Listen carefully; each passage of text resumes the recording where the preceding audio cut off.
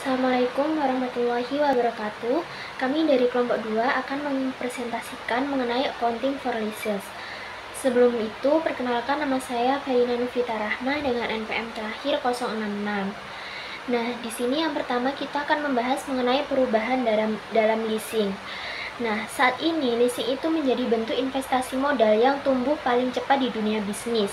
Nah, perusahaan itu cenderung lebih memilih menyewa aset seperti pesawat, komputer, mesin, satelit, dan lain-lain daripada membelinya.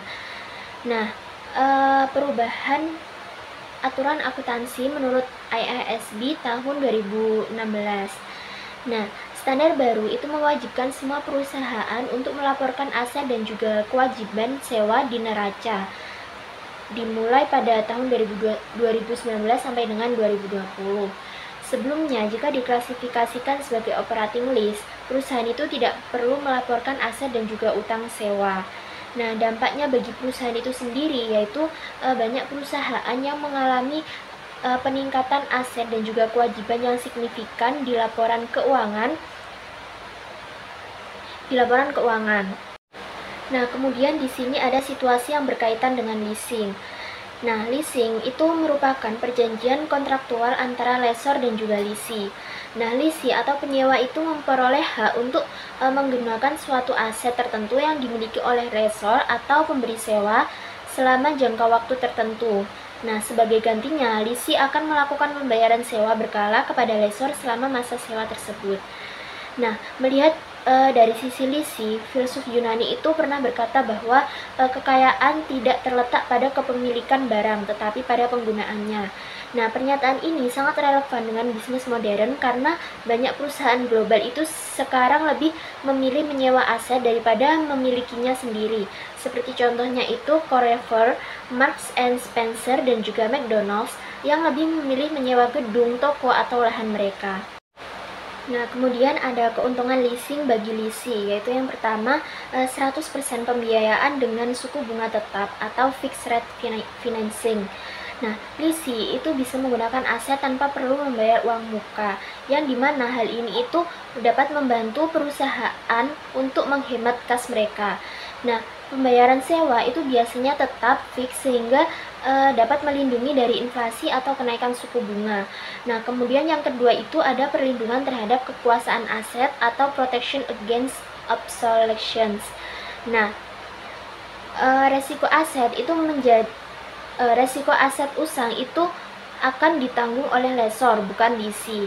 Nah, kemudian yang ketiga ada fleksibilitas atau flexibility, yang dimana perjanjian leasing itu bisa disesuaikan dengan kebutuhan penyewa, dan durasi, nilai pembayaran, dan juga syarat itu bisa diatur sesuai dengan kondisi perusahaan, yang dimana hal ini tuh cocok untuk perusahaan dengan kebutuhan yang berubah-ubah. Nah, kemudian yang keempat ada biaya pembiayaan lebih rendah, yang dimana beberapa perusahaan itu bisa mendapat keuntungan pajak. Total biaya leasing bisa lebih murah dibandingkan membeli aset dengan pinjaman bank. Nah, hal ini tuh cocok untuk perusahaan rintisan atau perusahaan atau industri yang memiliki laba lebih kecil. Nah, lalu yang selanjutnya ada pihak-pihak lessor atau pemberi sewa. Nah, yaitu yang pertama ada bank. Bank itu sendiri merupakan pemegang pasar terbesar dan sekitar 43% dari total volume bisnis leasing. Nah, kemudian yang kedua ada perusahaan captive leasing, yaitu anak perusahaan dari produsen besar yang menyediakan pembiayaan untuk produk mereka sendiri. Seperti contohnya itu Toyota Financial Service atau IBM Global Financing. Nah, kemudian yang terakhir ada perusahaan independen. Nah, perusahaan independen ini bukan merupakan bagian dari bank atau produsen dan lebih berfokus pada penyediaan jasa leasing untuk berbagai jenis aset dan juga sektor bisnis.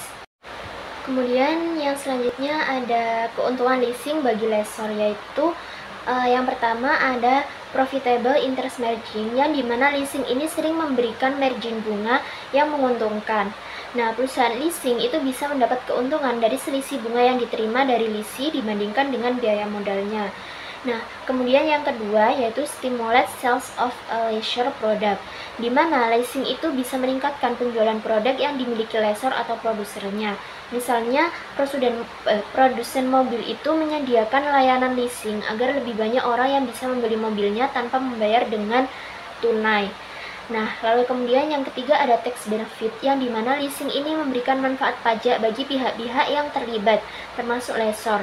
Contohnya itu perusahaan seperti Airbus bisa menjual pesawat ke investor atau lessor, lalu investor itu dapat manfaat pajak dan maskapai dapat harga sewa yang lebih rendah. Kemudian yang keempat ada high residual value, yang dimana lessor ini bisa mendapat nilai residu yang tinggi saat aset diserahkan kembali di akhir masa sewa. Lalu yang selanjutnya di sini ada akuntansi bagi pihak penyewa. Nah, lease atau sewa itu didefinisikan sebagai kontrak yang memberikan hak kepada pihak penyewa atau leasee untuk menggunakan suatu aset tertentu milik pihak pemberi sewa atau lessor dalam jangka waktu tertentu dengan imbalan pembayaran sewa. Nah, di sini ada contoh kasus pertama yaitu Air France. Kasus pembelian langsung. Nah, jika Air France meminjam 40 juta dolar dari Barclays Bank untuk membeli pesawat Boeing 737, maka Air France harus mencatat aset pesawat senilai 47 juta dolar dan kewajiban atau utang sebesar jumlah pinjaman itu. Nah, karena pembelian ini dilakukan secara cicilan, transaksi ini disebut sebagai capitalized purchase, yang artinya diakui sebagai aset dan juga kewajiban dalam laporan keuangan. Nah, kemudian pada kasus kedua atau leasing, jika Airbus menyewa atau lease pesawat Boeing 737 selama 10 tahun dari International Lease Financing Corp atau ILFC, anak perusahaan AerCap, maka perlakuan akuntansinya bergantung pada apakah lease tersebut dikategorikan sebagai finance lease, capital finance lease, dan kapitalis diakui sebagai aset dan kewajiban, sedangkan operating lease sebelumnya hanya dicatat sebagai beban, tapi sekarang aturan itu sudah berubah. Nah, kemudian ada perubahan menurut IASB atau Standar Akuntansi Internasional. Nah, IASB sekarang mewajibkan semua lease itu untuk mengkapitalisasi lease, yang artinya lease harus mencatat hak guna atau right of use asset dan atau aset yang disewa sebagai aset di neraca. Nah, kemudian lease juga harus mencatat kewajiban sewa atau lease liability untuk pembayaran yang wajib dilakukan selama masa sewa. Nah, ada dua pengecualian kecil apabila sewa dengan jangka waktu kurang dari 1 tahun atau sewa dengan nilai aset kurang dari 5.000 dolar. Selanjutnya, kita akan membahas mengenai akuntansi sewa. Sebelum itu, perkenalkan, nama saya Putri Maulidia Hidayat dengan NPM akhir 079. Jadi, akuntansi sewa itu menyerahkan hak untuk mengendalikan penggunaan properti atau peralatan yang dimana telah diidentifikasi atau ditetapkan untuk suatu periode waktu sesuai dengan perjanjian. Jadi, berikut adalah pandangan mengenai pengkapitalisasian sewa. Yang pertama yaitu, jangan mengkapitalisasi sewa apapun. Yang kedua, sewa mirip dengan pembelian cicilan. Kemudian yang ketiga, kapitalisasi dilakukan selama masa sewa. Yang keempat, kapitalisasi perusahaan sewa di mana denda atas ketidakpatuhan kontrak adalah hal yang sangat penting. Selanjutnya masih mengenai akuntansi sewa, yang dimana IASB itu telah menetapkan bahwa penyewa dapat melakukan kapitalisasi untuk seluruh jenis sewa. Pengecualian hanya pada yang pertama, masa sewa kurang dari 1 tahun, yang kedua, sewa properti dengan nilai kurang dari 5.000 dolar, yang dimana hak untuk menggunakan properti itu berdasarkan kontrak sewa yang merupakan suatu aset dan kewajiban penyewa untuk melakukan pembayaran yang merupakan liabilitas. Kemudian masih mengenai akuntansi sewa, yang dimana penyewa itu pertama mengakui beban bunga atas liabilitas sewa dengan menggunakan metode bunga efektif. Yang kedua, mencatat beban depresiasi atas hak aset yang telah digunakan. Jadi akuntansi sewa itu digunakan pada sewa yang secara efektif merupakan transaksi pembelian aset dan pada saat penyewa hanya mengendalikan penggunaan aset. Selanjutnya kita akan membahas mengenai mengukur liabilitas sewa dan aset sewa. Jadi masa sewa itu bersifat tidak dapat dibatalkan. Kemudian opsi tawar pembaruan dapat memperpanjang periode sewa, yang dimana pada awal masa sewa, perbedaan antara sewa diperbarui dan sewa wajar harus cukup jelas ditetapkan atas pelaksanaan hak opsi tersebut. Selanjutnya kita akan membahas mengenai masa sewa. Contoh, Carrefour atau FRA menyewa komputer dari Lenovo atau CHN untuk masa 2 tahun sebesar 100 dolar per bulannya dan per komputer. Yang selanjutnya dapat menyewa kembali sebesar 10 dolar per bulan per komputer untuk masa 2 tahun berikutnya. Perjanjian sewa secara jelas memberikan bagian renewal option atau Oleh karena itu, masa sewa ini ditetapkan selama 4 tahun. Nah, selanjutnya kita akan membahas mengenai pengukuran liabilitas sewa dan aset sewa. Pembayaran sewa, yang dimana ada pembayaran tetap, pembayaran bervariasi berdasarkan suatu indeks atau tarif, kemudian nilai sisa yang dijamin, dan yang terakhir pembayaran yang berkaitan dengan pembelian atau opsi pemutusan kontrak di mana penyewa itu dapat secara pasti untuk melakukannya.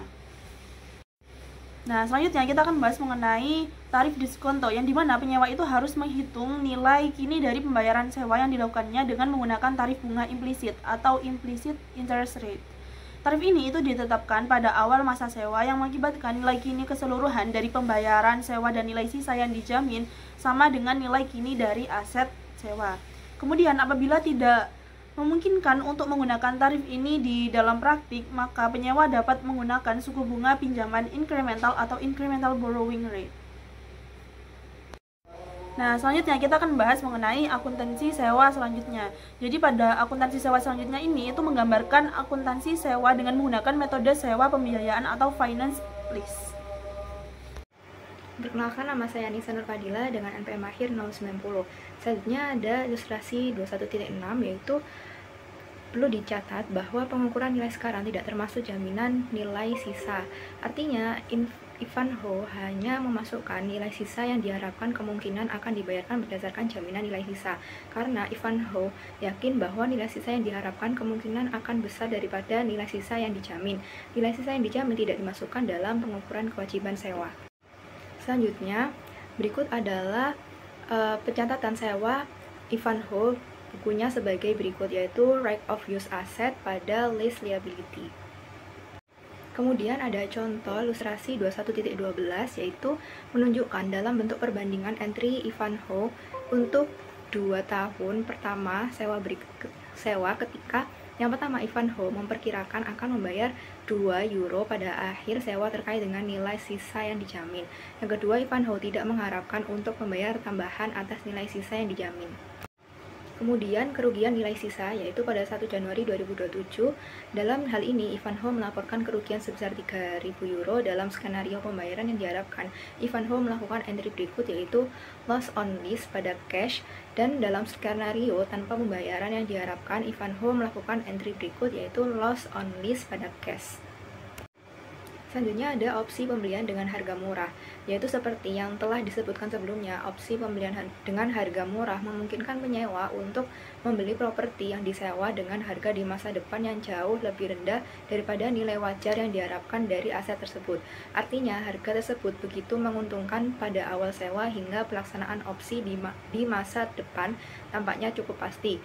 Jika opsi pembelian dengan harga diskon ada, penyewa harus menambah nilai sekarang dari pembayaran sewa dengan nilai sekarang dari harga opsi. Perkenalkan, nama saya Eka Tamatiasari dengan NPM belakang 288. Di sini saya akan menjelaskan tentang sewa jangka pendek (short term lease). Sewa jangka pendek adalah sewa yang masa sewanya 12 bulan atau kurang pada commencement date dan tidak ada opsi pembelian aset di akhir masa sewanya. Dalam hal ini, lease boleh tidak mengakui right of use asset dan lease liability, sehingga pembayaran sewa langsung dibebankan sebagai expense setiap periodenya. Jika terdapat opsi perpanjangan atau terminasi yang sangat mungkin, reasonably certain dilakukan, maka opsi tersebut harus masuk dalam lease term. Jika total masa sewa yang diperkirakan lebih dari 12 bulan, tidak termasuk short term lease, yang pada intinya tergantung ekspektasi penggunaan aset oleh lease. Selanjutnya di sini ada rintasan akuntansi lease. Lease wajib mengkapitalisasi semua sewa kecuali masa sewa kurang dari 1 tahun, nilai aset kurang dari 5.000. Setelah sewa dicatat, lease mengakui beban bunga atas liabilitas sewa menggunakan metode bunga efektif. Selanjutnya, lease mencatat beban penyusutan atas aset hak guna selama masa sewa. Nah, perbedaan akuntansinya biasanya terjadi karena perlakuan nilai sisa. Pedoman nilai sisa yang pertama yaitu jika nilai sisa yang diharapkan lebih dari nilai sisa dijamin, artinya tidak dimasukkan dalam kewajiban sewa. Yang kedua, jika nilai sisa yang diharapkan kurang nilai sisa dijamin, yang artinya yaitu selisih PV dimasukkan di dalam kewajiban sewa. Yang ketiga, nilai sisa tidak dijamin, artinya tidak dimasukkan ke dalam kewajiban sewa. Selanjutnya di sini ada akuntansi bagi lessor yaitu ekonomi leasing. Nah, dalam contoh, pada contoh 1 dan 2 pembayaran sewa ini ditetapkan sebesar 20.711,11. Nah, CNH ini menetapkan tarif implisit sebesar 4%, nilai wajar peralatan sebesar 100.000 dan nilai sisa sebesar 5.000. CNH kemudian menghitung pembayaran sewa seperti yang ditunjukkan pada ilustrasi 21.17 ini. Nah, yang dimana nilai wajar peralatan sewa dikurangi yaitu 100.000, nilai sekarang dari nilai sisa yaitu perhitungan dari 5.000 dikali dengan 82.193, PVF-nya 5,4%, hasilnya yaitu 4.109,69. Nah, jumlah yang akan diperoleh kembali oleh lessor melalui pembayaran sewa yaitu 95.890,35. Nah, 5 pembayaran sewa di awal tahun untuk mendapatkan pengembalian sebesar 4% yaitu perhitungannya 95.890,35 dibagi dengan 4,62990, PVF-nya AD 5,4%, maka hasilnya yaitu 20.711,11. Nah, ilustrasi 21.17 ini tentang perhitungan pembayaran sewa. Sebagaimana telah ditunjukkan, jika terdapat nilai sisa, baik yang dijamin maupun tidak, CNH tidak perlu memperoleh pengembalian sebesar itu dari pembayaran sewa. Oleh karena itu, pembayaran sewa berkala akan lebih rendah. Selanjutnya ada klasifikasi sewa oleh lessor. Lessor mengklasifikasikan kontrak sewa menjadi 2, yaitu yang pertama finance lease, yaitu jika manfaat dan risiko aset sebagian besar berpindah ke lease. Yang kedua, operating lease. Jika manfaat dan risiko tetap pada lessor, keputusan klasifikasi didasarkan pada 5 uji tes yang menentukan apakah kontrol aset telah berpindah kepada lease. Nah, selanjutnya ada ilustrasi 21.18 tentang uji klasifikasi lessor. Bagan ini menunjukkan alur pengambilan keputusan yang dimana jika salah satu dari pertanyaan dalam alur evaluasi jawabannya iya, maka lessor mengklasifikasikan sewa sebagai finance lease. Jika semua jawaban tidak, sewa menjadi operating lease. Tes yang dipakai yaitu transfer ownership, purchase option, lease term, present value, dan alternative use. Selanjutnya pada klasifikasi sewa lessor ada uji pengalihan kepemilikan. Jika kepemilikan aset dialihkan ke lease di akhir masa, maka sewa adalah finance lease. Alasannya karena kontrol dan manfaat aset sepenuhnya berpindah ke lease. Selanjutnya ada uji opsi pembelian. Jika terdapat opsi pembelian yang harganya sangat rendah, sangat mungkin akan dilakukan, sewa diklasifikasikan sebagai finance lease karena lease pada dasarnya akan memiliki aset tersebut. Selanjutnya ada uji masa sewa. Jika sewa term melupakan sebagian besar dari umur ekonomis aset, yaitu asumsi tugas kuliah kurang lebih 75% economic life. Finance lease artinya lease menggunakan aset hampir seluruh umur ekonomisnya, menunjukkan pengendalian manfaat. Selanjutnya ada present value. Jika present value lease payments ditambah dengan present value guaranteed residual value, maka kurang lebih dari 90% value aset adalah asumsi tugas kuliah, maka finance lease. Karena pemulihan investor, lessor hampir seluruhnya berasal dari pembayaran lease, maka manfaat sudah berpindah. Selanjutnya di sini ada pembayaran sewa. Lease payments meliputi pembayaran sewa tetap, pembayaran variabel berbasis indeks atau suku bunga, nilai residu yang dijamin lease, biaya opsi perpanjangan atau terminasi yang pasti digunakan. Jika ada bargain purchase option, maka masuk ke pembayaran. Komponen ini menjadi dasar dalam menentukan besar lease receivable bagi lessor. Selanjutnya ada tingkat diskonto.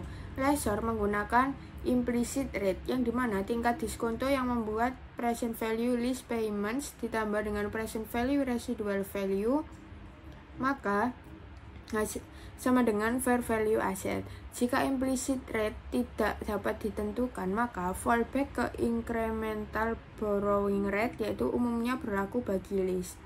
Selanjutnya ada uji penggunaan alternatif. Jika di akhir masa sewa, aset tidak dapat digunakan lessor untuk tujuan lain, maka seluruh manfaat telah diterima lease. Finance lease contohnya yaitu mesin custom yang hanya cocok untuk satu perusahaan. Selanjutnya ada pengukuran dan penyajian lessor. Lessor mencatat sewa pembiayaan serupa dengan akuntansi penjualan aset dengan pinjaman, dengan mengeliminasi aset dan mencatat piutang yang setara dengan nilai kini pembayaran sewa. Lessor kemudian mengakui pendapatan bunga atas piutang sewa selama masa sewa menggunakan metode efektif metode bunga. Piutang sewa dihitung seperti yang ditunjukkan pada ilustrasi 21.19, yaitu yang dimana piutang sewa sama dengan nilai sekarang dari pembayaran sewa ditambah nilai sekarang dari yang dijamin dan tidak dijamin nilai sisa. Nah, akuntansi untuk sewa pembiayaan lessor ini, finance lease terbagi menjadi yang pertama yaitu sales type lease, di mana jika lessor adalah produsen atau dealer, yaitu mengakui penjualan ditambah dengan COGS ditambah dengan interest revenue. Yang kedua ada direct financial lease, yaitu fokus pada interest revenue saja. Kedua metode mengikuti prinsip revenue recognition IFRS 15. Selanjutnya ada contoh sewa pembiayaan. Untuk mengilustrasikan akuntansi lessor untuk sewa pembiayaan jenis penjualan, lihat contoh CNH Global atau Ivanhoe Mines sebelumnya. Nah, di sini kami mengulangi informasi yang relevan bagi CNH dalam akuntansi untuk transaksi sewa ini. Nah, yang pertama, jangka waktu sewa adalah 5 tahun. Perjanjian sewa tidak dapat dibatalkan dan mewajibkan pembayaran sewa yang sama di awal setiap tahun berdasarkan anuitas jatuh tempo. Selanjutnya, backhoe tersebut memiliki nilai wajar sebesar 100.000 pada awal masa sewa. Estimasi umur ekonomis 5 tahun dan nilai sisa sebesar 5.000, yang lebih rendah dari nilai wajar backhoe yang diharapkan pada akhir masa sewa. Selanjutnya, asumsikan bahwa aset dasar backhoe ini memiliki biaya sebesar 85.000 bagi dealer CNH. Nah, selanjutnya ada perjanjian sewa jika tidak memiliki opsi perpanjangan, maka backhoe akan kembali ke CNH setelah masa sewa berakhir. Selanjutnya, penagihan pembayaran dengan CNH mungkin terjadi. Selanjutnya, CNH menetapkan pembayaran sewa tahunan untuk memperoleh tingkat pengembalian sebesar 4% per tahun, yaitu tingkat implisit atas investasinya seperti yang ditunjukkan dalam ilustrasi 21.20. Nah, nilai wajar peralatan sewa dikurangi yaitu 100.000. Nilai sekarang dari nilai sisa yaitu 5.000 dikali dengan 82193, PVF-nya 5,4%, maka hasilnya yaitu 4.109,65. Nah, jumlah yang akan diperoleh kembali oleh lessor melalui pembayaran sewa yaitu 95.890,35. Nah, 5 pembayaran sewa di awal tahun untuk mendapatkan pengembalian sewa sebesar 4%, yaitu dari 95.890,35 dibagi dengan 4,62990. Nah, PVF AD-nya 5,4%, maka hasilnya yaitu 20.711,11. Perkenalkan, saya Nanda Amelia Febrianti dengan NPM akhir 219. Nah, di sini saya akan melanjutkan pembahasan sebelumnya yaitu tentang finance sales type list example. Nah, jadi di bagian ini tuh si CNH ini menentukan besarnya pembayaran sewa itu berdasarkan tingkat pengembalian atau implicit rate yang ingin mereka capai. Nah, kemudian waktu menetapkan tingkat pengembalian ini, CNH mempertimbangkan beberapa hal seperti kredibilitas dari pihak penyewa, yaitu Ivanhoe, kemudian lama masa sewanya, dan juga apakah ada nilai residu di akhir sewa, baik itu yang dijamin ataupun yang tidak dijamin. Nah, kalau misal ada nilai residu, berarti CNH ini nggak perlu menutupi seluruh nilai aset dari pembayaran sewanya. Jadi otomatis jumlah pembayaran sewa yang ditetapkan itu akan lebih kecil. Nah, setelah itu CNH akan melakukan evaluasi untuk menentukan klasifikasi jenis sewanya, apakah termasuk finance lease atau bukan, sesuai dengan ilustrasi di ilustrasi 21.21 ini, yang dimana bisa kita lihat dalam kasus ini kan si CNH melakukan sewa alat berat yaitu backhoe kepada perusahaan Ivanhoe untuk jangka waktu 5 tahun. Nah, untuk menentukan jenis sewa ini apakah termasuk finance lease atau operating lease, maka CNH itu melakukan 5 uji klasifikasi sesuai dengan standar akuntansi. Yang pertama itu ada transfer of ownership test. Nah, di sini kita lihat apakah kepemilikan aset ini akan berpindah ke leasing di akhir masa sewa. Nah, pada kasus ini kepemilikannya itu tidak berpindah karena backhoe akan dikembalikan ke CNH. Jadi tes ini tidak terpenuhi. Nah, yang kedua ada purchase option test, yang dimana tes ini tuh menilai apakah leasing ini punya opsi untuk membeli aset di akhir sewa dengan harga murah atau yang disebut bargain option. Nah, dalam perjanjian ini itu tidak ada opsi seperti itu. Jadi tes ini itu juga tidak terpenuhi. Kemudian kita lanjut ke lease term test, yaitu tes ini tuh membandingkan masa sewa dengan umur ekonomis asetnya. Nah, di sini masa sewa adalah 5 tahun dan umur ekonomis backhoe itu juga 5 tahun.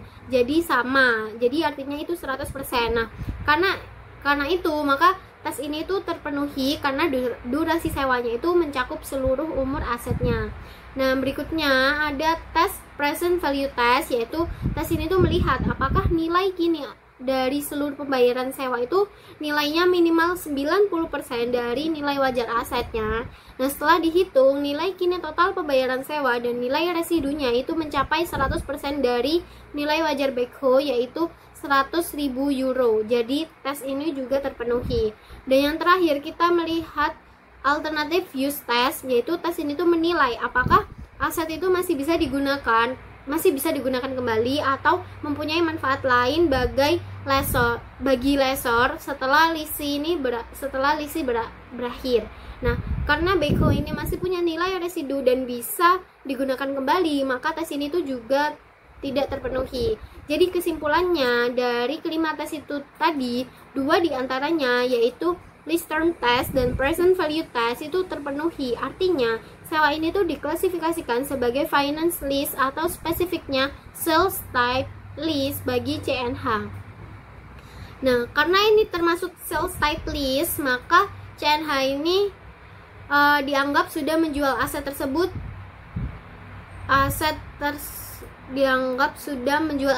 secara ekonomi kepada Ivanhoe.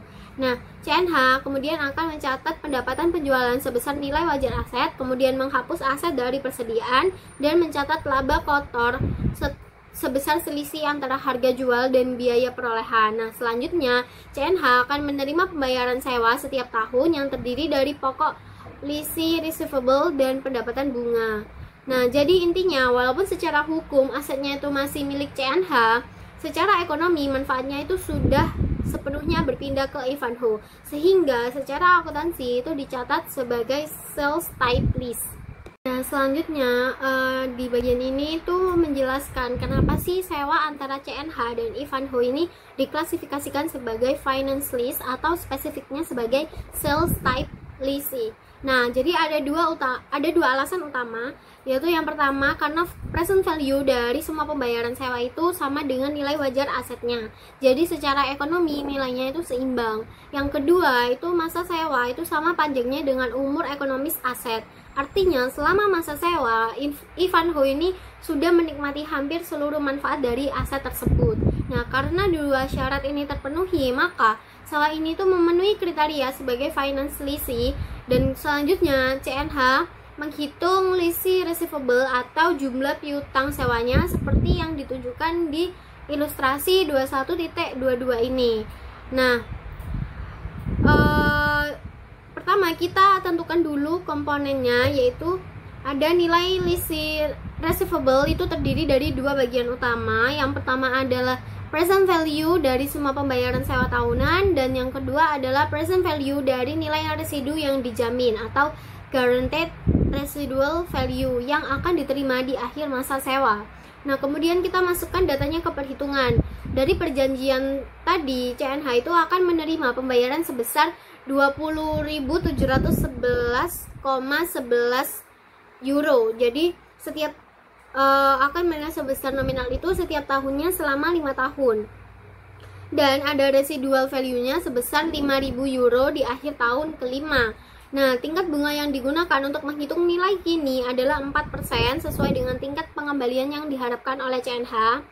Nah, sekarang kita hitung nilai kininya atau present value-nya. Jadi untuk pembayaran sewa tahunan kita kalikan dengan 20.711,11 euro dengan faktor nilai kini anuitas, yaitu PVF-AD sebesar 4.629,90. Jadi hasilnya adalah 95.890,35 euro. Nah, kemudian untuk nilai residunya itu kan 5.000 euro. Nah, kita kalikan dengan faktor nilai kini tunggal sebesar 0,82193. Jadi hasilnya adalah 4.109,65 euro.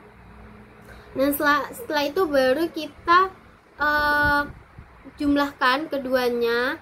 Jadi 95.890,35 euro ditambah dengan 4.109,65 euro itu jadi hasilnya 100.000 euro. Nah, angka ini menunjukkan total lease receivable atau nilai kini dari seluruh kas yang akan diterima oleh CNH selama masa sewanya. Nah, jadi CNH mencatat lease receivable sebesar 100.000 yang nilainya sama dengan fair value dari aset yang disewakan, yaitu backhoe.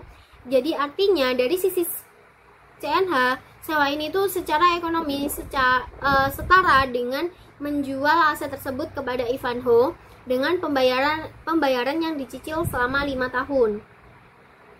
Nah, selanjutnya di sebelah kanan itu di bagian ini CNH itu mulai mencatat transaksi sewanya secara resmi karena jenisnya itu sales type lease, maka sewa ini tuh dianggap sama seperti penjualan. Makanya CNH mencatat piutang sewa atau lease receivable sebesar nilai kini dari pembayaran sewa, lalu mengakui pendapatan penjualan atau sales revenue sebesar nilai wajar asetnya, dan juga mengakui harga pokok penjualan atau cost of goods sold sesuai dengan biaya perolehan aset yang sebelumnya ada di persediaannya.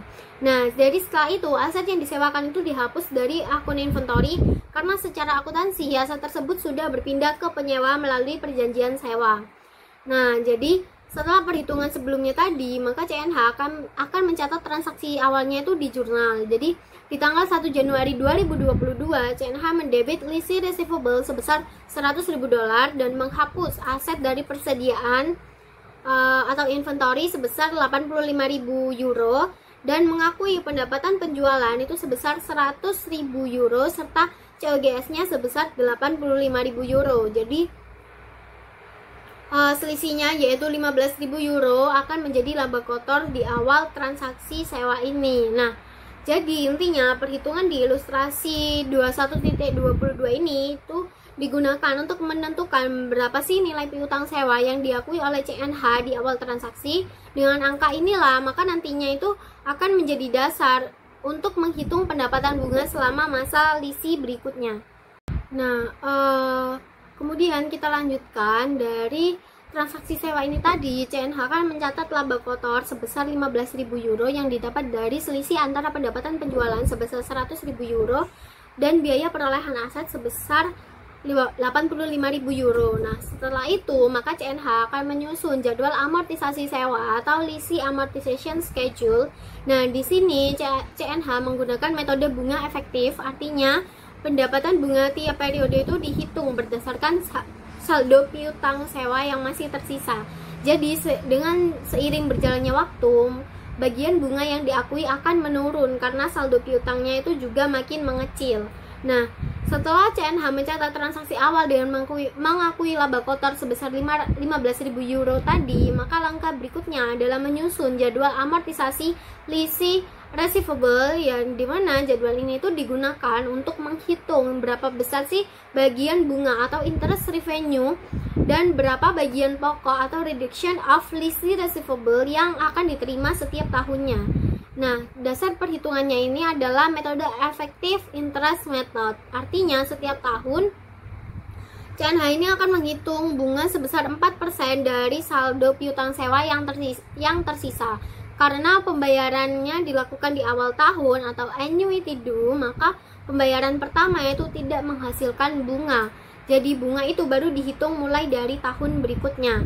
Nah, jadi caranya di awal tahun pertama CNH itu kan menerima pembayaran 20.711,11 euro. Tapi ini belum ada bunganya karena belum ada waktu yang berjalan.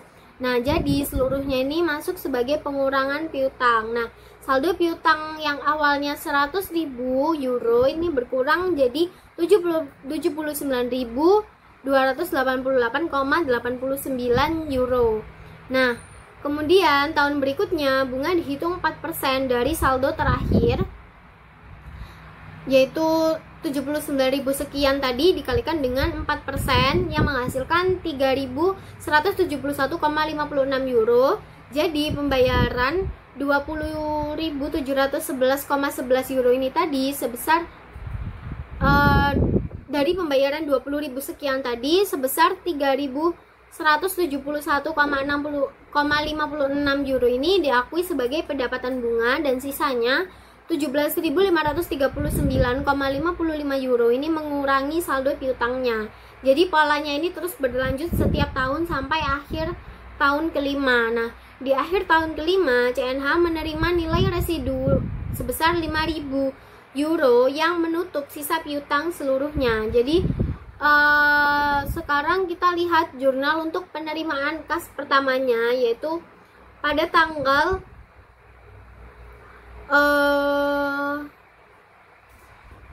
pada tanggal 1 Januari 2022 CNH ini kan menerima pembayaran pertama sebesar 20.711,11 euro. Nah, karena pembayaran ini tuh hanya mengurangi saldo piutang, maka jurnalnya adalah cash pada lease receivable sebesar 20.711,11 euro. Nah, jadi belum ada bunga yang diakui di tahun pertama karena bunganya itu baru mulai dihitung setelah satu periode itu telah berjalan. Nah, jadi kesimpulannya CNH ini kan menggunakan effective interest method untuk mengalokasikan setiap pembayaran antara bunga dan pokok. Nah, total bunga diakui selama 5 tahun sebesar 8.555,55 euro, dan total pengurangan piutang juga 100.000 euro, yang berarti seluruh piutang sudah lunas di akhir masa sewanya. Nah, jadi melalui jadwal amortisasi ini, maka CNH ini dapat melihat dengan jelas bagaimana sih pendapatan bunganya itu dapat menurun setiap tahunnya, sementara saldo piutangnya itu juga terus berkurang sampai akhirnya menjadi 0 di akhir periode. Nah, dengan begitu seluruh pendapatan CNH dari transaksi ini itu terdiri dari dua bagian, yaitu laba kotor di awal transaksi sebesar 15.000 euro dan pendapatan bunga sebesar 8.555,55 euro selama masa sewanya. Nah, selanjutnya saya akan menjelaskan tentang bagaimana si lessor dalam kasus ini, yaitu CNH itu menghitung pembayaran sewa dalam skema guaranteed residual value atau nilai residual yang dijamin seperti yang tertera pada ilustrasi 21.26 ini. Nah, kita di sini kan ada contoh Ivanhoe dan CNH. Nah, Ivanhoe ini kan sebagai penyewa menjamin nilai residual sebesar 5.000 euro. Nah, tujuan CNH sebagai lessor adalah untuk memastikan mereka ini mendapatkan pengembalian 4% yang disepakati. Nah, untuk mencapai hal ini, maka CNH ini perlu menghitung berapa sih yang harus mereka pulihkan dari pembayaran sewa bulanan atau tahunan.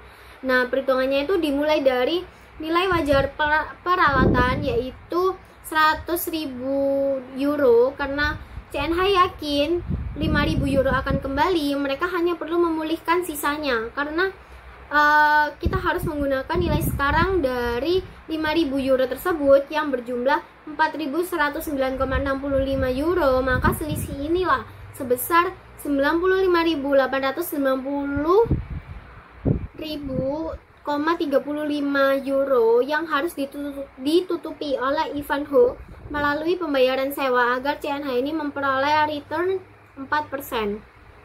Nah, dengan membagi jumlah yang harus dipulihkan tersebut dengan faktor nilai sekarang anuitas jatuh tempo untuk 5 periode, maka kita mendapatkan angka pembayaran sewa tahunan yang harus dibayarkan Ivanhoe yaitu 20.711,11 euro per tahun di awal periode.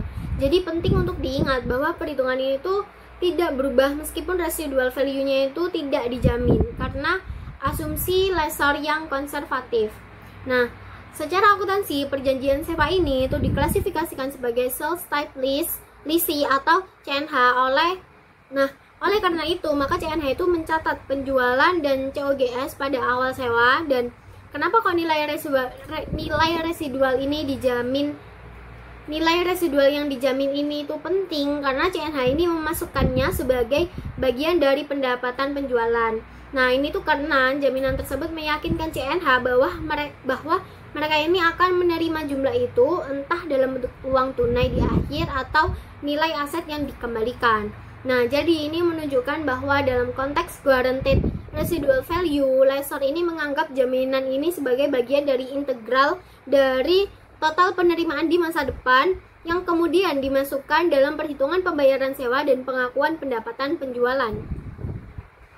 Nah, di sini saya akan menjelaskan mengenai perlakuan akuntansi di unguaranteed residual value atau nilai residual yang tidak dijamin. Ini kebalikan dari yang tadi.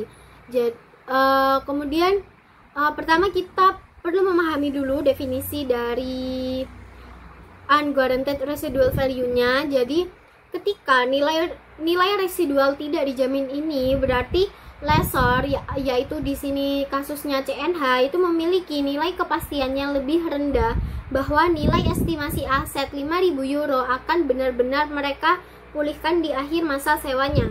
Nah, oleh karena itu maka ini menerapkan prinsip konservatisme, yaitu CNH sebagai lessor itu hanya diperbolehkan mengakui sales revenue dan COGS sebatas porsi aset yang pemulihannya itu sudah pasti. Nah, porsi pasti itu adalah jumlah yang akan dibayar oleh penyewa melalui angsuran sewa.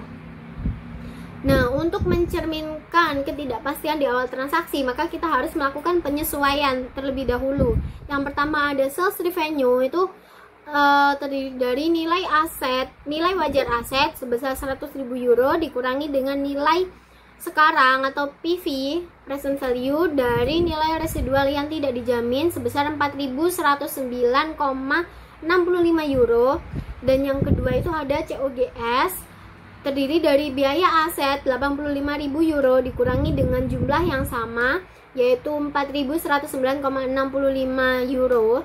Jadi hasilnya sales revenue yang diakui itu turun menjadi 95.000 euro 890,35 euro dan COGS turun menjadi 80.890,35 euro. Nah, tapi ini perlu digarisbawahi bahwa laba kotor atau gross profit lessor atau CNH itu tetap tidak berubah. Kenapa? Karena ini mengurangi jumlah yang sama yaitu PV dari nilai residual baik dari sisi pendapatan maupun biaya. Nah, perbedaan ini itu hanya soal pengakuan waktu pendapatan. Jadi CNH menunda pengakuan laba yang terkait dengan nilai residual sampai dia ini benar-benar direalisasi di akhir masa sewanya karena adanya unsur ketidakpastian ini tadi. Di ilustrasi 21.28 ini kita lihat perbedaan pencatatan penjurnalan di guaranteed residual value dan unguaranteed residual value. Nah, untuk mencatat sales type lease at untuk mencatat sales type leasing pada tanggal 1 Januari 2022 di guaranteed terlebih dahulu. Ini akunnya adalah di guaranteed dan unguaranteed, ini akunnya itu sama aja, yaitu COGS, leasing receivable pada sales revenue dan inventory, cuman nominalnya aja yang berbeda. Kalau di guaranteed itu COGS-nya 85.000 dan leasing receivable-nya 100.000, kemudian kreditnya ada sales revenue 100.000 dan inventory-nya 85.000. Sedangkan di unguaranteed itu COGS-nya 80.890,35 dan leasing receivable-nya 100.000, sales revenue di kreditnya itu 95.890,35 dan inventory-nya di kredit juga yaitu 85.000. Selanjutnya untuk mencatat receipt of the first leasing payment, yaitu jurnalnya sama-sama cash pada leasing receivable dan nominalnya juga sama, yaitu di debit dan kreditnya masing-masing 20.711,11 dolar. Nah, kemudian untuk recognize interest revenue, untuk mencatat pendapatan bunga di tahun pertama, yaitu ini di tanggal 31 Desember 2022. Akunnya itu sama-sama leasing receivable pada interest revenue dan nominalnya juga sama, yaitu di debit dan kreditnya itu masing-masing 3.171,56 dolar euro. Nah, kemudian untuk menerima pembayaran kedua dari leasingnya, yaitu jurnalnya itu sama-sama cash pada leasing receivable dan nominalnya juga sama, yaitu 20.711,11. Nah, kemudian ini untuk mencatat pendapatan bunga di tahun kedua, ini sama aja kayak sebelumnya, untuk kayak mencatat pendapatan bunga sebelumnya. Dan yang terakhir ini untuk menerima residual, untuk mencatat residual value sebesar 3.000 euro dan lease term, dan ini dicatat di akun di guaranteed residual value ini dicatat di akun inventory, debitnya inventory dan cash receivable, kreditnya itu leasing receivable. Nah, di debitnya itu inventory-nya 3.000, cashnya 2.000 dan leasing receivable-nya 5.000. Nah, untuk di unguaranteed residual value ini inventory-nya sebesar 3.000 debit dan loss on leasing itu 2.000 debit dan kreditnya yaitu leasing receivable sebesar 5.000. Baik, selanjutnya yaitu perbedaan residual value. Nah, CNH mencatat laba kotor yang sama, yakni sebesar 15.000 dolar, baik ketika residual value dijamin maupun tidak dijamin. Namun, pendapatan penjualan dan harga pokok penjualan akan berbeda karena adanya ketidakpastian terkait nilai sisa yang tidak dijamin. Nah, pada residual value dijamin, lessor yakin akan menerima jumlah penuh nilai sisa. Tapi pada residual value tidak dijamin, lessor tidak yakin berapa nilai yang akan diterima di akhir masa sewa. Akibatnya, nilai penjualan dan HPP dikurangi sebesar nilai kini dari residual value yang tidak dijamin. Selanjutnya yaitu lessor accounting for operating lease. Di sini ada kasus Hathaway Disposal LLC atau lessor yang menyewakan kompaktor ke MNS. Informasinya yaitu jangka waktu sewanya itu 3 tahun, tidak dapat dibatalkan. Pembayaran tahunan sebesar 17.628 dolar setiap awal tahun, yakni tanggal 1 Januari 2022, 1 Januari 2023, dan 1 Januari 2024. Nilai perolehan dan nilai wajar awal aset sebesar 60.000 dolar, nilai sisa tak dijamin di akhir sewa 12.000 dolar, umur ekonomis aset 5 tahun, tingkat bunga implisit 6% dan tidak ada opsi pembelian. Berikut merupakan perhitungan dari kasus tersebut, yakni fair value of lease equipment sebesar 60.000, dikurangi dengan present value of the residual value sebesar 10.000, 75,44, kemudian Horn to be recovered by lessor tax lease payment-nya sebesar 49.924,56. Nah, kemudian jumlah tersebut dibagi dengan 2.833,39 sehingga biaya sewa yang akan dibayarkan sebesar 17.620,8. Selanjutnya yaitu biaya eksekutorial atau executory cost. Nah, biaya eksekutorial sendiri ini merupakan biaya normal pemilikan aset. Nah, meliputi asuransi properti dan pajak properti. Nah, jenis dari biaya eksekutorial sendiri ada crossless, yakni biaya eksekutorial yang sudah termasuk dalam pembayaran sewa dan dibayarkan oleh lessor ke lessor. Nah, jenis yang kedua yaitu netless, yakni biaya eksekutorial dibayar langsung oleh les ke pihak ketiga atau lessor dan tidak termasuk ke dalam pembayaran sewa. Nah, jika biaya eksekutorial ini bersifat tetap atau include, maka dimasukkan ke dalam perhitungan kewajiban sewa. Nah, tapi jika variabel, maka harus dibayar langsung oleh les dan harus diakui sebagai beban saat terjadi dan tidak dikapitalisasi. Selanjutnya yaitu pembayaran di muka dan insentif sewa atau lease prepayment and incentive. Nah, pada awal masa sewa, jumlah kewajiban sewa menjadi dasar untuk menentukan seberapa besar nilai aset hak guna atau right of use asset. Nah, nilai ini disesuaikan dengan yang pertama yakni disesuaikan dengan pembayaran sewa di muka. Pembayaran sewa di muka ini akan meningkatkan nilai aset hak guna. Yang kedua, insentif sewa yang diterima dari lessor. Ini akan mengurangi nilai aset hak guna.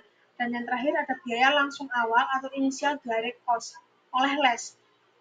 Ini akan meningkatkan nilai aset hak guna. Selanjutnya yaitu biaya langsung awal atau initial direct cost. Nah, biaya langsung awal ini merupakan biaya tambahan yang secara langsung terkait dengan negosiasi dan pelaksanaan kontrak sewa yang tidak akan terjadi jika sewa tidak dibuat. Nah, contoh biaya yang termasuk seperti komisi, termasuk untuk pegawai yang bertindak sebagai agen penjualan. Selanjutnya ada biaya hukum akibat pelaksanaan sewa, biaya pembuatan dokumen sewa setelah sewa disetujui, dan pembayaran jaminan nilai sisa dari pihak ketiga. Sedangkan contoh biaya yang tidak termasuk seperti gaji karyawan, biaya teknik internal, biaya hukum sebelum eksekusi sewa, biaya negosiasi, iklan, penyusutan, dan biaya aset menganggur. Nah, di sini saya menjelaskan tentang sales back. Sales back di sini itu adalah strategi pembiayaan sering digunakan perusahaan untuk mendapatkan dana tunai tanpa harus kehilangan penggunaan aset yang dimilikinya. Dalam transaksi ini, perusahaan menjual asetnya kepada pihak lain. Biasanya itu lembaga itu keuangan atau investor itu kemudian langsung menyewakan kembali. Dengan cara ini tuh perusahaan tetap bisa menggunakan aset tersebut untuk kegiatan operasional, tetapi memperoleh tambahan modal dari hasil penjualannya. Contohnya itu seperti Darden Restaurants di Amerika Serikat atau AS yang menjual jaringan restoran Red Lobster ke Golden Gate Capital senilai 2,1 miliar dolar. Lalu menyewakan kembali lagi tuh lalu menyewakan kembali. Langkah ini tuh memberikan restoran fleksibilitas keuangan untuk ekspansi bisnis sambil tetap mengoperasikan restorannya yang sama seperti sebelumnya. Selanjutnya alasan perusahaan melakukan sales back. Yang pertama itu meningkatkan likuiditas. Kenapa kok meningkatkan likuiditas? Dengan cara ini tuh melakukan sales back, perusahaan biasa bisa memperoleh dana tunai dari hasil penjualan aset tanpa kehilangan penggunaannya. Misalnya seperti Darden itu tadi, uang hasil penjualan itu bisa digunakan untuk ekspansi atau investasi baru. Sementara asetnya itu tetap dipakai karena disewa kembali. Terus yang kedua, mengoptimalkan struktur keuangan. Melalui ini tuh perjanjian sewa, perusahaan bisa menyusun pembiayaan yang lebih fleksibel. Artinya apa? Artinya itu mereka dapat menghindari masalah pembelian kembali, resiko refinancing, dan juga biaya bunga tinggi yang biasanya muncul dalam pembiayaan konvensional. Terus juga ada keuntungan pajak atau tax advantage. Dalam transaksi sales back, pembayaran sewa dapat diurungkan dari pajak. Ini tuh berbeda dengan pembiayaan biasa yang hanya bisa mengurangi bunga dan depresiasi. Jadi bagi perusahaan itu yang asetnya berupa tanah atau nilai jauh di atas harga bukunya, metode ini bisa secara signifikan menurunkan beban pajak. Lah selanjutnya tentang keuntungan bagi buyer lessor dan isu akuntansi pada sales back. Lah keuntungan bagi buyer lessor itu bagi pihak pembeli atau lessor, sales back itu juga menguntungkan. Mereka itu bisa mendapat tingkat pengembalian yang lebih tinggi dibandingkan investasi pembiayaan biasa. Selain itu, selama masa sewa mereka lebih terlindungi dari risiko penurunan nilai pasar properti karena aset tersebut itu tetap menghasilkan pendapatan sewa. Lah, kalau nilai properti naik, transaksi ini juga itu bisa menjadi perlindungan terhadap inflasi. Karena itu banyak lembaga besar seperti HSBC, BBVA, Liberty, dan Healthscope menggunakan metode ini untuk membiayai gedung dan fasilitas mereka. Lah, selanjutnya isu-isu akuntansi pada sales back. Lah, isu-isu di sini tuh dari sisi akuntansi sendiri tuh hal yang penting harus ditentukan adalah apakah transaksi tersebut benar-benar penjualan atau hanya pembiayaan terselubung. Terus jika kendali atas aset-aset berpindah ke pembeli, maka transaksi diakui sebagai penjualan atau sell. Dalam laba rugi bisa diakui. Namun jika kendali tetap berada pada penjualan, maka transaksi itu dianggap pembiayaan atau failed sale. Artinya secara ekonomis perusahaan hanya meminjamkan uang dengan jaminan aset yang dijual tadi. Nah, selanjutnya pencatatan transaksi atau JAL NCT Capital. Nah, pada contoh ini tuh Japan Airlines atau JAL itu menunjukkan pesawatnya ke GT Capital dan kemudian menyewanya kembali. Dari sisi JAL sebagai lessor, perusahaan mencatat kas yang diterima dari hasil penjualan, menghapus aset pesawat dari pembukuan, dan mengakui laba penjualan sebesar 3 juta dolar. Setelah itu, JAL itu mencatat right of use asset dan lease liability sesuai dengan nilai kini pembayaran sewa. Selama masa sewa, JAL mencatat 2 jenis beban bunga atas kewajiban sewa dan beban depresiasi atas aset tak guna setiap periode. Sementara itu, City Capital itu sebagai lessor mencatat pesawat sebagai aset dalam laporan posisi keuangan, kemudian mengakui pendapatan sewa secara garis lurus setiap tahun dan menyusun aset tersebut menggunakan metode garis lurus atau straight line depreciation selama masa sewa. Lah, transaksi ini tuh menunjukkan bagaimana kedua pihak mencatat sale leaseback yang diklasifikasikan sebagai operating lease, di mana kontrol lease berpindah ke lessor tetapi hak penggunaan tetap dimiliki lease selama masa sewa. Selanjutnya comprehensive example. Nah, di sini itu bertujuan untuk menerapkan akuntansi lease dan lessor baik untuk financial lease maupun operating lease. Terus menunjukkan perhitungan dan jurnal secara komprehensif.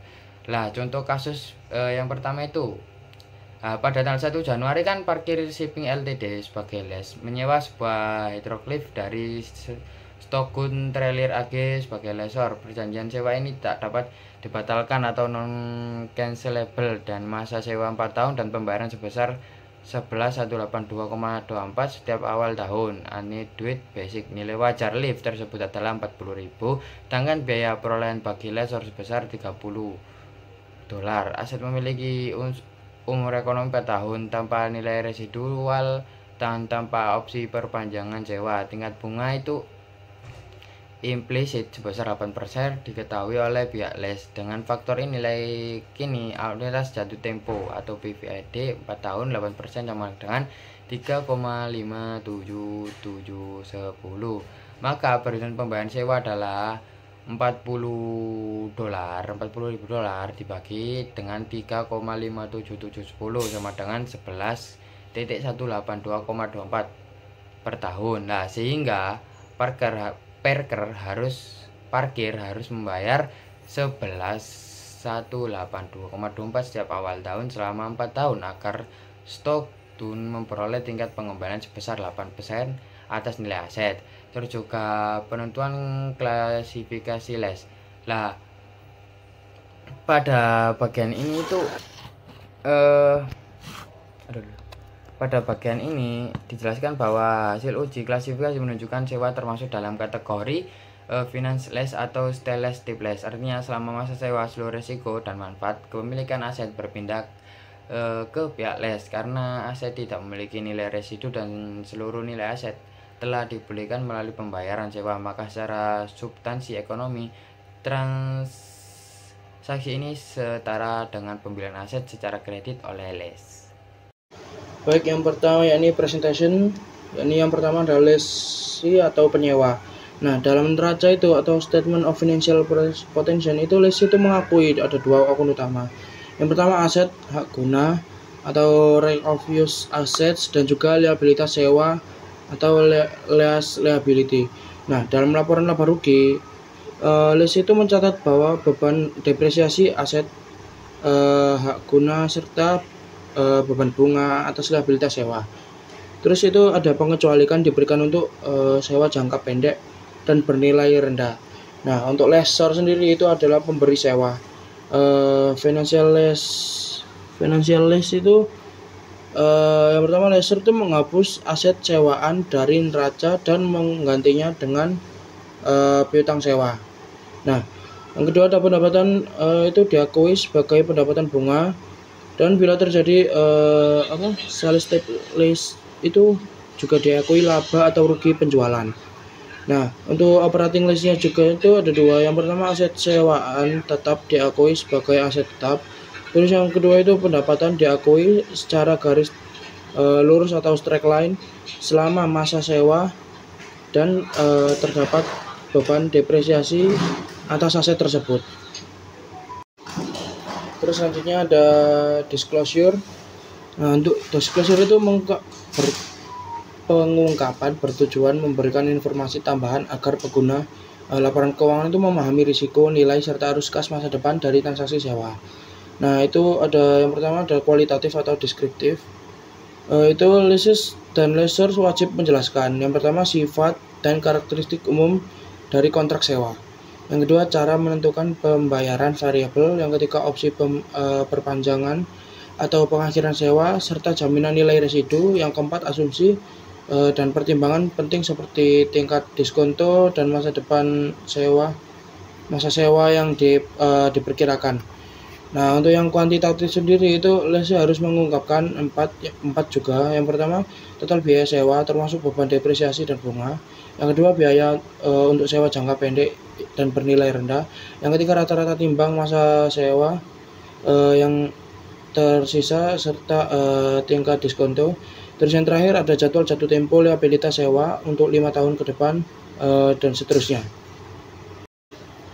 Nah, selanjutnya itu ada analis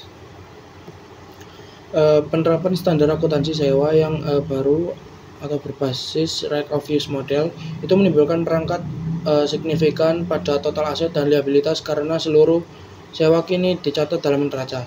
Nah, dampak utama terhadap perusahaannya sendiri ada 4. Yang pertama ada return on asset atau ROA. Itu menurun karena jumlah aset itu meningkat.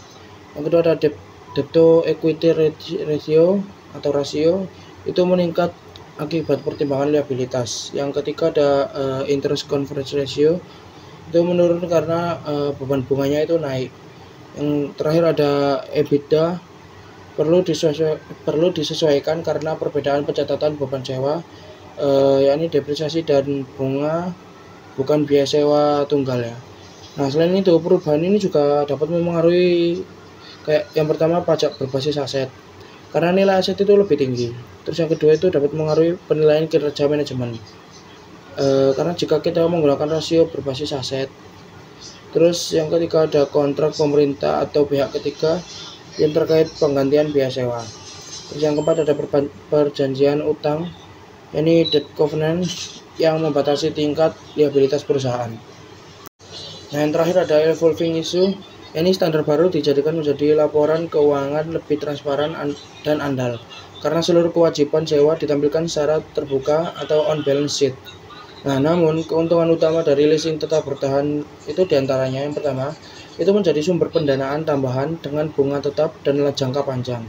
Terus yang kedua itu memberikan biaya pembiayaan yang relatif rendah karena manfaat pajak. Terus yang ketiga ada memberikan fleksibilitas tinggi bagi perusahaan untuk mengembalikan aset setelah masa sewa berakhir. Yang keempat ada proses pembiayaan cepat dan praktis terutama bagi perusahaan kecil. Nah, yang terakhir masih memberikan beberapa manfaat akuntansi dan regulasi tertentu.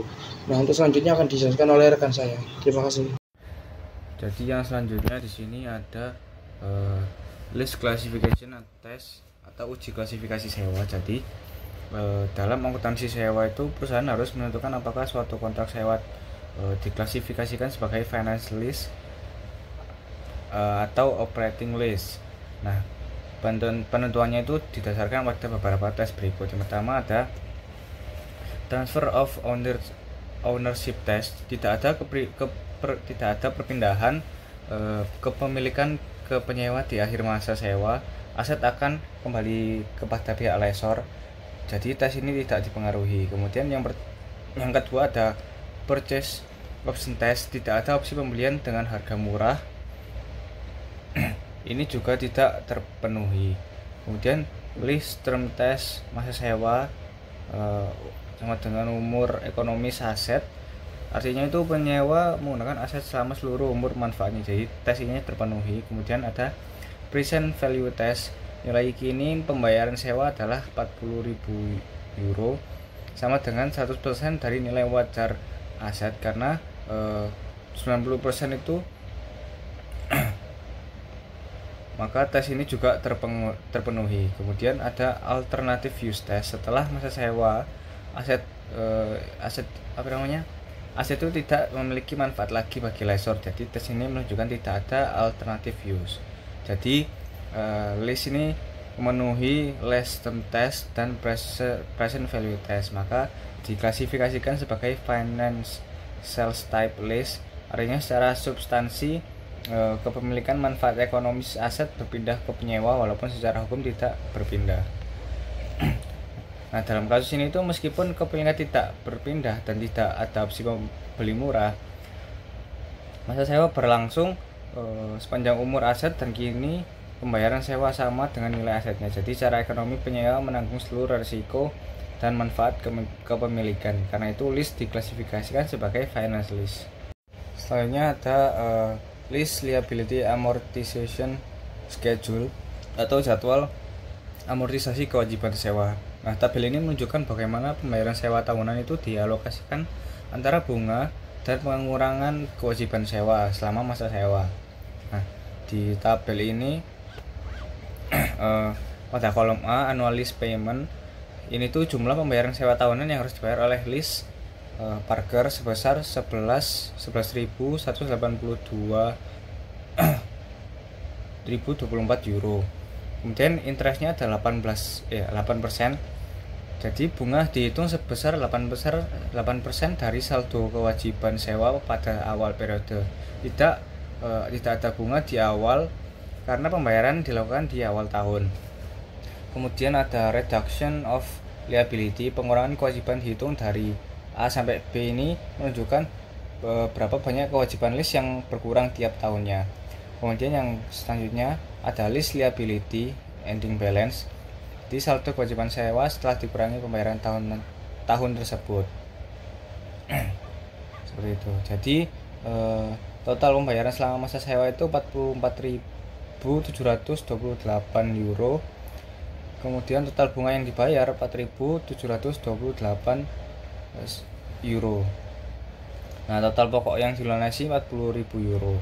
Jadi tabel ini memperlihatkan bagaimana pembayaran sewa tahunan sebesar 11.182 euro ini dialokasikan antara bunga 8% dan pokok kewajiban pada masa sewa itu tidak ada bunga karena pembayaran dilakukan di awal. Nah, setiap tahunnya itu porsi bunga semakin kecil sementara pengurangan kewajiban semakin besar hingga akhir tahun keempat kewajiban sewa itu lunas seluruhnya sebesar 40.000 euro. Kemudian ada syarat sewa skenario 2. Jadi sekarang itu pertimbangkan ketentuan sewa yang direvisi berikut antara Parker Shipping dan Stockton Trailer AG untuk hak penggunaan lift hidrolik sewa tersebut yang ditandatangani pada 1 Januari 2022 menyatakan bahwa Stockton itu memberikan hak penggunaan lift kepada Parker berdasarkan ketentuan berikut. Perjanjian sewa ini tidak dapat dibatalkan dengan jangka waktu 4 tahun yang mengharuskan pembayaran sewa yang sama sebesar 9.538 euro dengan pembayaran pertama pada 1 Januari 2022. Nah, lift tersebut memiliki nilai wajar pada awal sewa sebesar 40.000 dengan umur ekonomis yang diperkirakan selama 6 tahun. Nah, lift ini memiliki nilai sisa pada akhir sewa sebesar 8.000 euro Kemudian biaya lift yang dalam pembukaan Stockton adalah 30.000. Nah, sewa ini tidak mengandung opsi perpanjangan. Lift akan kembali kepada Stockton pada saat berakhirnya sewa. Nah, tingkat implis Stockton pemberi sewanya itu adalah 8% dan diketahui oleh Parker.